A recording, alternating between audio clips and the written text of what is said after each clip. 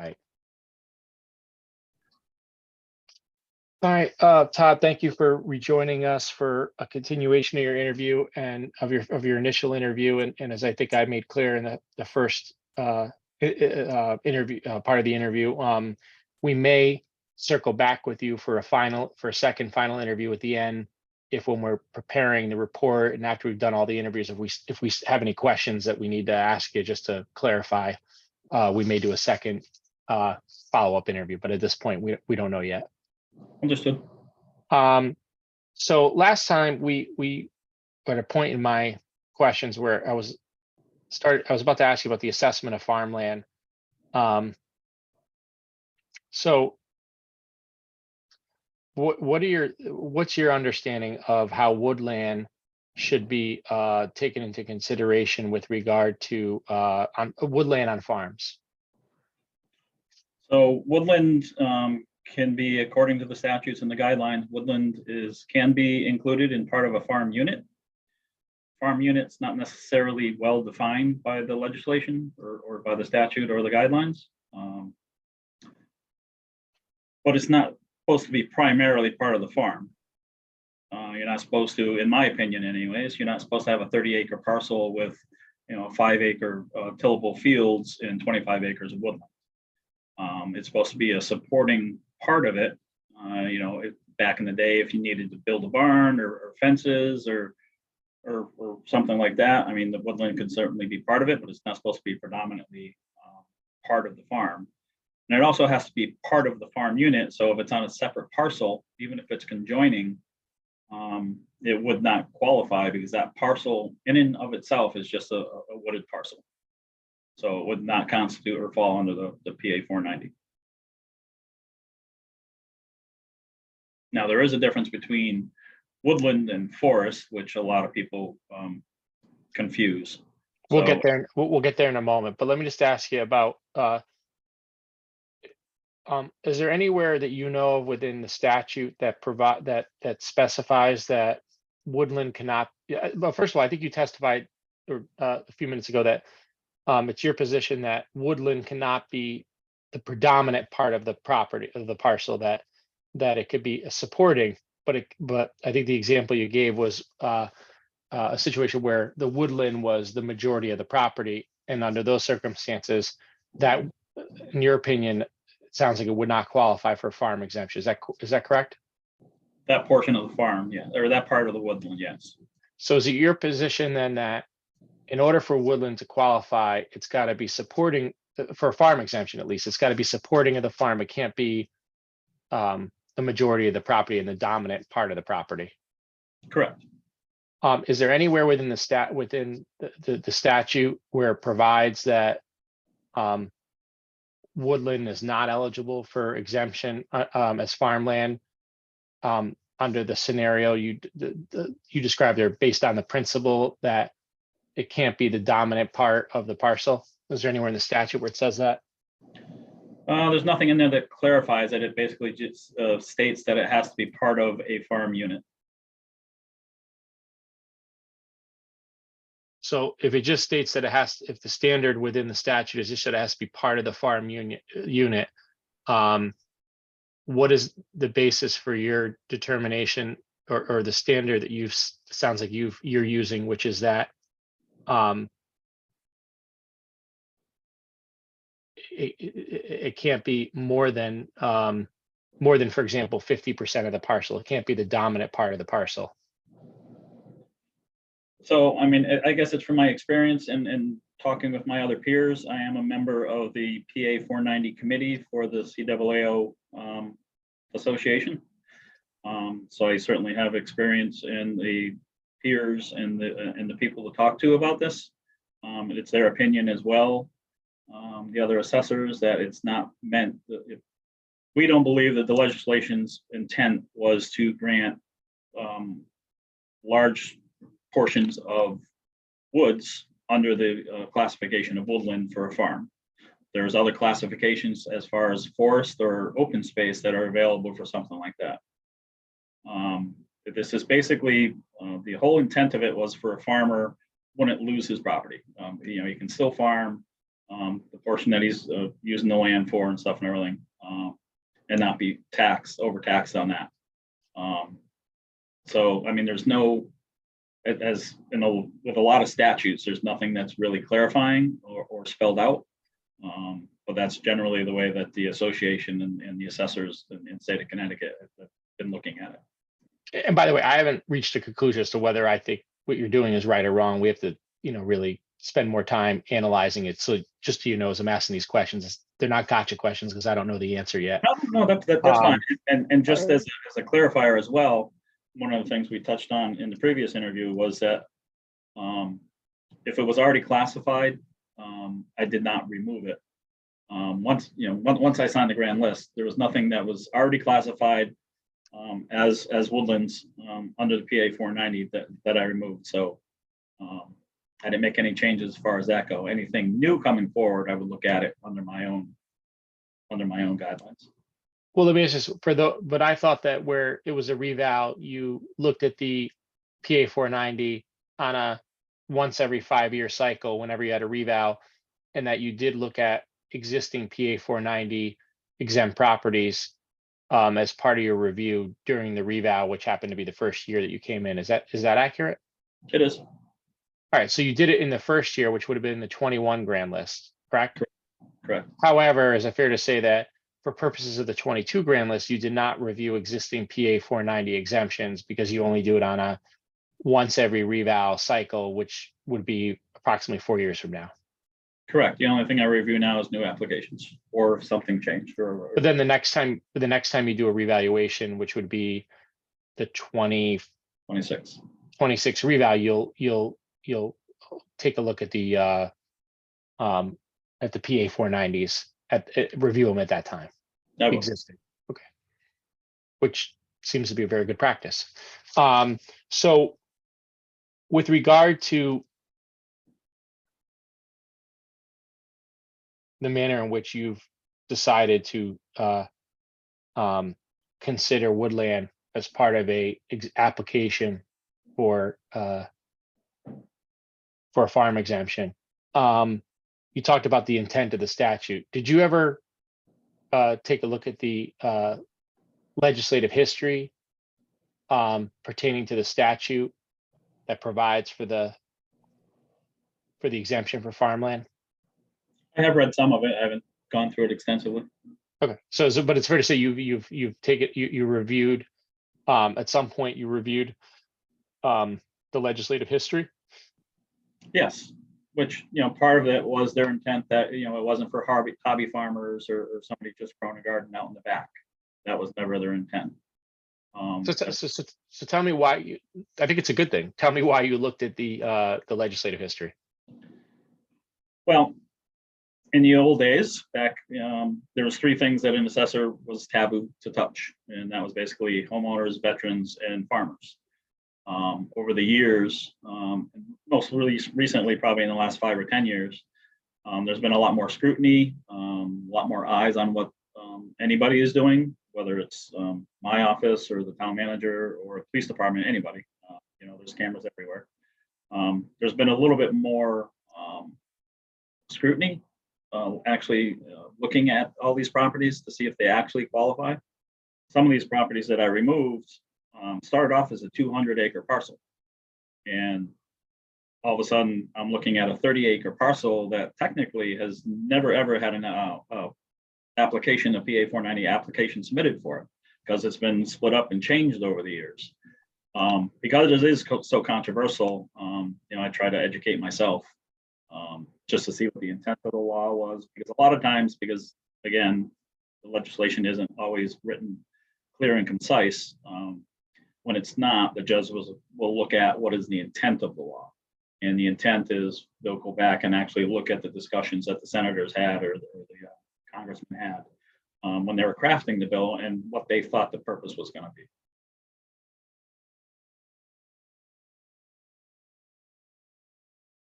And so at what time did you look at the legislative history? Was it while you were the Enfield assessor or at some other time during your career? Actually, when I was in Bloomfield.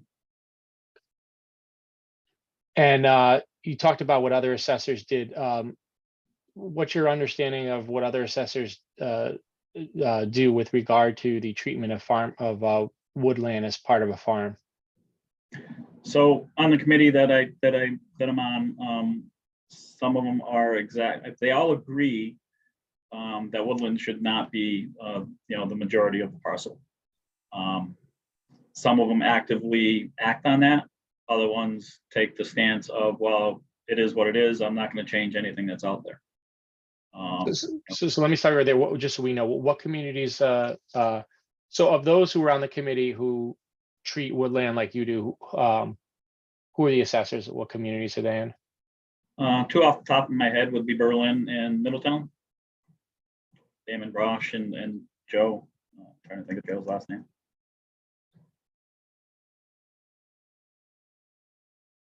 Is it fair to say they both then, so the assessors in Berlin and Middletown handle woodland in the same manner as you? They do. And they're both on your PA 490 committee? They are.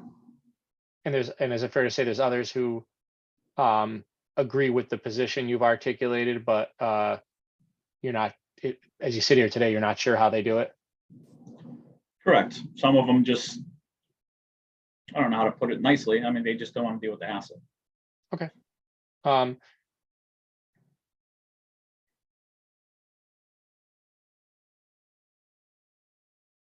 You talked about woodland as part of a farm exemption, that it had to be part of the same parcel. Is that correct? Yes. So is it your position that if woodland exists as a separate parcel adjacent to the farm, even if they're claiming that it operates as part of the farm, if it's a separate parcel, you will not include it as part of the exempt, as a farm exempt farmland? Correct.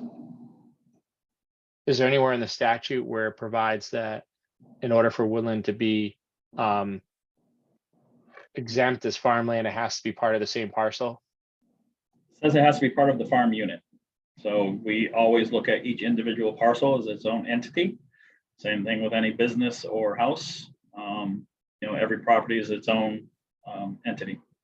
So if it doesn't actually have active farming on that property, then it doesn't have a farm unit. But what happens if there's two parcels, one of them is a farmland, clearly the farm, the second adjacent parcel is part of the farm, mostly woodland? Would you, under those circumstances, count the woodland, even though it's not part of the main farm, but if there was a farming activity on that property, I mean, you can have a woodland that has farming on it. You can have goats or pigs out there. You can be riding horses, through the woods. There could be trails and stuff and everything. So just because it's woods, doesn't mean you can't have farming. If there's, a pig farm or a goat farm on 20 acres and there's a 5-acre wooded parcel next to it that they allow the goats or the pigs to graze through, I mean, it can be considered actually pasture, for the farm unit. But if it's just a wooded piece of property that's sitting there for no reason, I literally had one as an example in Enfield. Is the guy literally told us he was just holding on to it for his grandkids. Didn't use it for the farm. He had a legitimate farm, well known in the community, but he had two parcels with frontage that abutted his property, the farm. And he admitted in some of our meetings that he was just holding it for the grandkids if they wanted to build a house. Never used it for the farming entity or anything like that. I think my own opinion is that the woodlands was included because back in the past, the woods were used for building barns or houses, fence posts. There was actually a need for all that wood out in the property. That has changed, and like other things, legislation hasn't really caught up with that. But that's neither here nor now. The way I read it right now is it has to be part of a farm unit, and if there's no farm unit on that property, doesn't have to be next door, has to be on that property.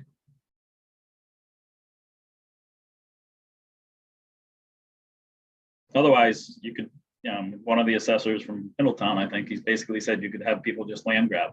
Oh, I have a farm and I'm just going to start buying up all these parcels around it and, pay hardly anything on taxes. And all of a sudden they've got 60 acres, in 20 different parcels, all woods, hardly paying anything on taxes. And the next thing they do is turn around and sell it as one parcel for a subdivision. Let's assume that somebody has a farm next to it, they have a parcel of woodland. And and they say to you, you know what, I don't intend to develop it as a separate lot. What can we do here? If they say, well, I'm willing to merge the two parcels, so it becomes one, would you at that point exempt the woodland as part of the farm unit? As long as it wasn't predominantly larger than the farm unit, yeah. I mean, I've actually made that suggestion to some of the people, they've had small parcels, it's like, just merge the two. And I've had most of them say, well, we don't really want to do that.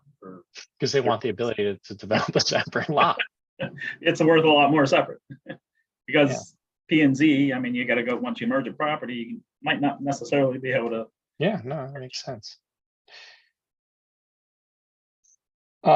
In your opinion, does the statute require certification from a state certified forester for any woodlands that are part of the farm unit to be exempt? They do not. Why? That's the way the legislation is put up. The only reason you need a state forester is to classify a parcel as forest, not woodland. Okay. And so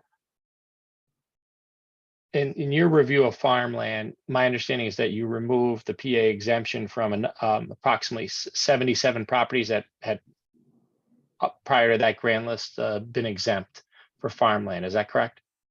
I'm not sure the exact number, but it's around that. Yeah, sure. My understanding was that approximately 13 of those properties were returned to 490 status by you. Could you explain what happened there? What we talked about earlier, if I basically reviewed what my original decision was on the woodland portion of it. A lot of these were, if not all of them, were woodland. The statute says that you cannot remove PA 490 unless there's been a change of use or a change of ownership. So if a previous assessor, if it's been under PA 490 and it's just a wooded lot, and there's been no change of use because it's just a wooded lot, whether it should have been classified that as not or not, you're not allowed to remove it. So after reviewing, taking a second look at it and talking to leadership and my peers and stuff and everything, I put those properties back under the PA 490. And I think those are the ones that we talked about last time, that in hindsight's always 2020. You may have made initially a different decision going forward, but going forward, that you've recognized that as maybe an area where you've decided, you've evolved, you've been able to approve next time when you review these. Yeah, I made the wrong decision. Pointed out, took a second look at it, and hopefully I made the right decision going forward. 3 times today already. I think my wife has told me I made the wrong decision on something. It's 1 o'clock and I really haven't seen it that much. It's mostly been over text messages. We're all human. Yeah. But the thing is, you recognize it, and then going forward you can improve. And that's what's I think most important. Yep. In my list here, it says 10 are open space. Of the 77. Do you know what is that? What happened there with 10 of them? So I'm not sure. I looked into this extensively. I'm not sure why they were granted open space. I looked back, I think I went back to the 80s to some previous assessors' notes on the field cards when I was reviewing all the PA 490 files. And there was notes in there back in that time, we do not have open space. But nothing was ever done with it. So I'm not sure. So is it fair to say that 10 of them were 10 of the 77 were categorized as open space? What you reviewed them and realized that, and determined there was no basis for them being categorized or to be exempt as open space, and you took away the exemptions for those 10 properties. Is that correct? It is. Enfield does not have a local ordinance to grant open space. So in the town of Enfield, could there be any properties that are exempt as a PA 490 property for open space? As it stands right now, no. And the only way to change that would be for the town to enact a local ordinance, which would provide property owners an opportunity to file an application through your office to apply for open space. Is that correct? It is, there's a process that has to be followed, but the end result is the town council has to, the legislative body has to approve the local ordinance. So interestingly, it sounds like for many years, these properties were improperly exempt as open space and designated as open space, where the town actually, under Connecticut law, didn't allow for exemptions for open space because it didn't have the required underlying ordinance for providing an a local option for an application for open space. Is that correct? It is. There was actually in Bloomfield before my time, a Superior Court case that the Bloomfield assessor at the time removed the open space because the town, they had it at one point, but then there was some zoning changes, so they got rid of it. He removed all the open space. One property owner took him to court, and the judge decided with the town is that you cannot have open space if it's not allowed in the town. Well, when you say not allowed, you mean there's no underlying ordinance that permits the application, the local application for open space, correct? Correct. And my list here said, my notes say that there was 14 PA 490 exemptions that you took away because there was no application on file at the assessor's office. Is that correct? I'm not sure of the number, but yeah, there was a number of them that had no application. For those that had no application, did you make an attempt to try to check with the property owner to see if they had a copy of an application? Everybody that was in that I was reviewing that I might have changed anything on their properties was received a letter asking for clarification or documents to help me make my decision, basically.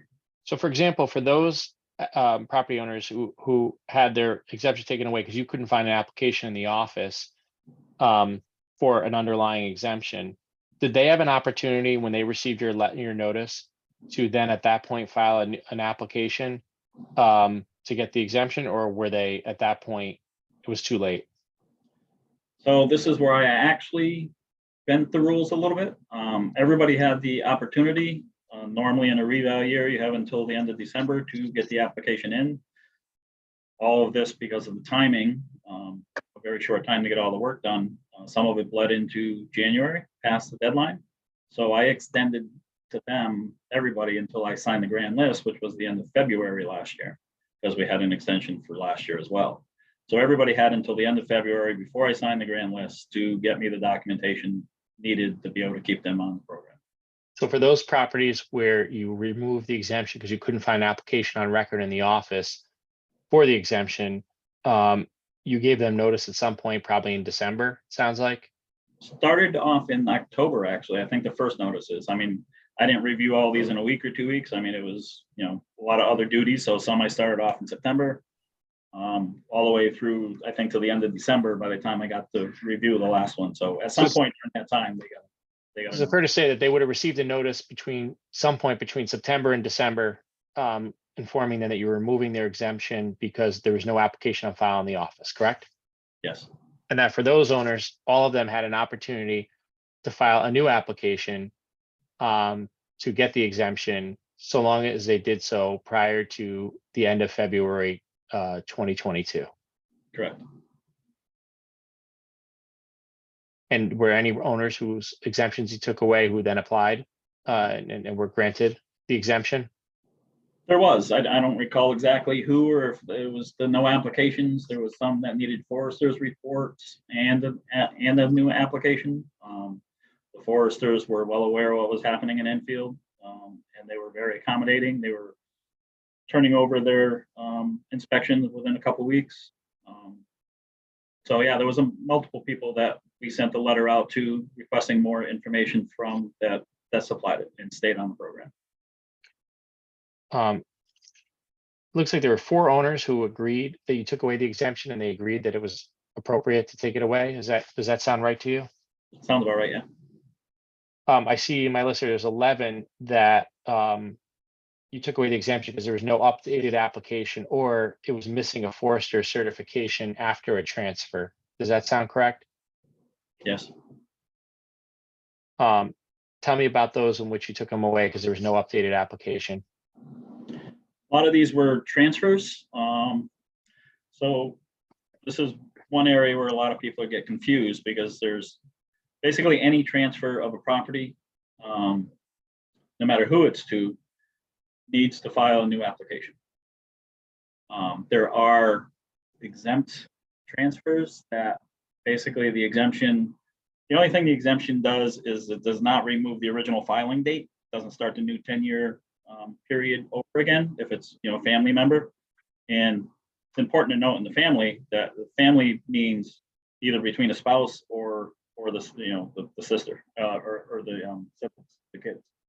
It's not between an aunt and uncle, different aunt and uncle, cousins. But if there's an accepted transfer, they still need to file the application, but their 10-year period doesn't start anew. If they're not the same entity, and that's true for an LLC or a business, the primary members have to be the exact same members. So you can't add one or take one away and start a new company. Then that's not an accepted transfer. That the 10-year period would start again. But they do need to file a new application. We have one right now that they transferred, two related parties, just transferred 10 acres from one parcel to the next. They need to file a new application because now that property went from 4 acres to 14 acres. They need to file a new application. Unfortunately for them, they didn't file one on this in this instance and stuff and everything, but just because it's a family member and accepted transfer does not mean you do not have to file a new application. You have to let the town know, the assessor's office know, hey, we made this change to the property. Did you give those folks who you removed the exemption from because you didn't have an updated application an opportunity to file an updated application? I did. If they had filed an updated application, would they have kept their exemption? They would have. My understanding is again that you also removed some because it was exemptions because they were missing a forester certification after transfer. Is that correct? That is correct. After a transfer, if there's not a forester certificate within the last 10 years, a new one needs to be supplied.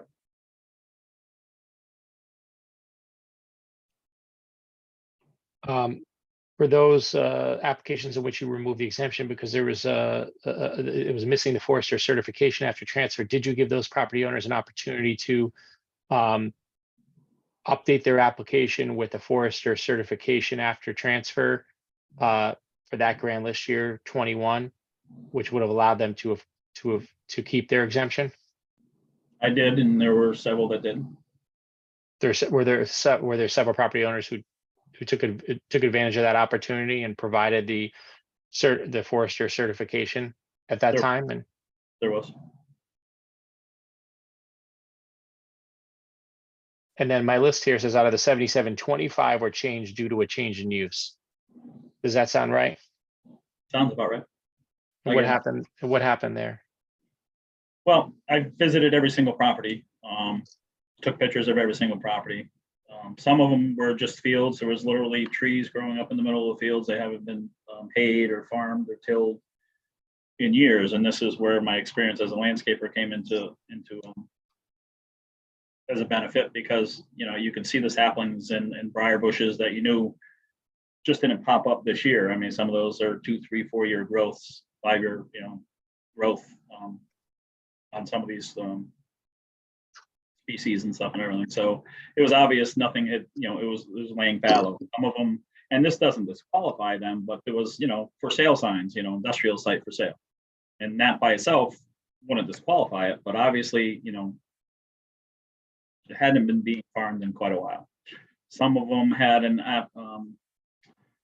the application was for, I'm trying to think of what one of them was. It was for fruits and vegetables and flowers. And when I went to the property, it was a small, less than half an acre residential neighborhood property. And the only thing on the property was the owner's son's horse. So that was a change of use because they're not doing anything farming. It probably shouldn't have been on there in the first place. Maybe he had a fruit and vegetable garden that he had a roadside stand on, which would be fine. But the only thing on there now was a personal horse. One was a Christmas tree farm that, started to try to grow Christmas trees, found out he couldn't. So, you know, it was just a wooded piece that with a clearing in it where he had started the thing. So at some point in time, they might have been farming or attempted to farm, but over the years, and that's one of the reasons for the program is because farming is going away because the younger generation doesn't want to farm. So they're trying to make it as easy as possible. The state is to, you know, be able to keep these under the into the farm classifications, but the younger generations, for the most part, doesn't want to be involved. So over the years, and why I like to go out every 5 years to review these is because they can change over time.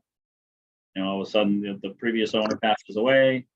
You know, he used to, you know, have big, huge pumpkin patches or whatever it was. And, you know, the kids have their own 9-to-5 job, don't want anything to do with it. So, you know, a lot of times I would say predominantly once everything's cleaned up, the only reason to remove something would be a change of use or, you know, somebody sold the property. What did you do to work with let me ask you, did you do anything when you became the assessor and you reviewed these PA 490 exemptions, which included farmland? Did you do anything during that time period to try to work with the farming community regarding your work? So the only thing we really would have done would be send out the letters. We don't have phone numbers for most of these people. The biggest problem is the time. Could I have tried to reach out more? Could I have made several visits and knocked on doors? Sure. Problem is, I mean, the town last year we had to file for an extension to get the grand list signed. This year we had to file, you know, an extension. There's a short period of time. I mean, the applications for PA 490 have to be in by December 31st of reval year. If you don't get an extension, you have 1 month to get all that work done. You know, it's called snail mail for a reason. You send out a letter, it takes a day, 2, 3 days to get there. You know, they have to actually open it and read it and then respond in a reasonable amount of time. It's not the best way to communicate, but at the time and the resources that we had, it was the only way we really were able to do it. Did you put any notice on your website about the process for those who would be eligible for PA 490 exemptions and informing them as to the process, how they could apply, et cetera? We didn't put anything particular on there. The applications are on there. But I mean, that might be a good idea going forward. But the only thing on there for PA 490 right now is the actual applications for them to fill out. Okay. So is it fair to say that going forward, maybe as a better practice, you may try to have better outreach, whether it be through posting a notice on the website or maybe trying to put a press release out through the town? Yeah, that's both good suggestions. Again, would have to be done early in the season or whatever. I mean, it's one of the biggest constraints for our office is time. Is it fair to say that you didn't have as much time last time because you just came into the job, you were evaluating everything, there was a lot to do, so you didn't have as much time as you may have in your next reevaluation to do certain things from a PR perspective to try to work more with affected property owners? I would say that the time is always the same as it's set by the state. The problem with last year with me just getting here, and one of the reasons I was hired was to help clean up some of the situation. There was a lot more work to be done. I mean, I think I spent over a month just reviewing before I even stepped foot out the door to look at a farm property. I spent over a month just collating all the forms and paperwork and stuff and everything that was in the files and drawers here for PA 490. Nothing was organized. It was all over the place. Literally spent a month. And again, it's not a month straight because there's a lot of other duties in between, but at least a month just getting all the records in order. So that certainly cuts down on the small amount of time that you have to get everything finished.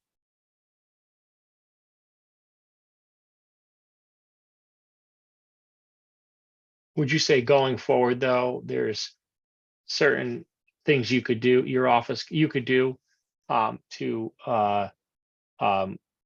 provide potentially better service to affected taxpayers with exempt properties by putting out a press release, which you offer to answer questions for folks and try to essentially give taxpayers some more resources for those that could be affected? Yeah, I mean, there's a lot of good suggestions out there. There's a lot of good things that we can do. I watched the council meeting last night, and there was actually a taxpayer that got up and spoke about all the exemptions. Maybe that's something that either the town manager, or if they wanted me to stand up there at some point during the town council meeting. He went off about the homeowners and the veterans and disabled and blinds, and sitting there watching, I was like, hey, he was reaching out and doing something good for the town, trying to inform people. Is that something my office can do? Certainly, we can certainly be a part of that. I know the town just recently hired a social media person, I guess, to help. So again, it's time. Putting something on the website is great, but again, that takes time to develop and put together and get it on the website. All these things are, an hour here, 2 hours there, but when you're literally filing exemptions, just trying to get the meat and potatoes done by the end of the state deadline, there's not a lot of left room for all this extra stuff. But just so we're clear, is it fair to say that you came in last time, there was a lot of additional time that had to be spent taking on a new job and jumping into the middle of a reval, et cetera, that you were limited as to what you could do for outreach and what services you could provide to taxpayers that were potentially affected by what you were doing with exemptions, for example, and that during the next revaluation, you'll have an opportunity to do more, and there's some additional things that you would probably do that you in the next reval to provide better resources for potentially affected taxpayers? I actually hope to do that before the next reval. We can certainly be putting stuff out on the website and doing more of this outreach, in between the revals, especially for the yearly programs like the homeowners and elderly. As we get going into a town, everybody does things a little bit differently. One of the problems of new assessors coming into an old town, and I say old town as in it was basically the same mentality, the same processes transferred from one assessor to the next through, and nobody really changing anything, whether they were done right or wrong. There's a lot of work involved in the first, I would say, 2 to 3 years before you really get the town running smoothly. Once you can reach that goal, and if I'm here or not remains to be seen, but once you get that cleaned up, there is a lot of extra time. I don't want to say extra time. There is more availability for the time to do those outreaches. And I actually hope to be able to do that if I'm still here before the next reval.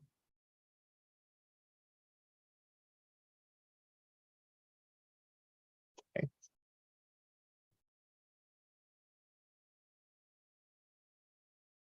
We just take a 2-minute bathroom break? Sure.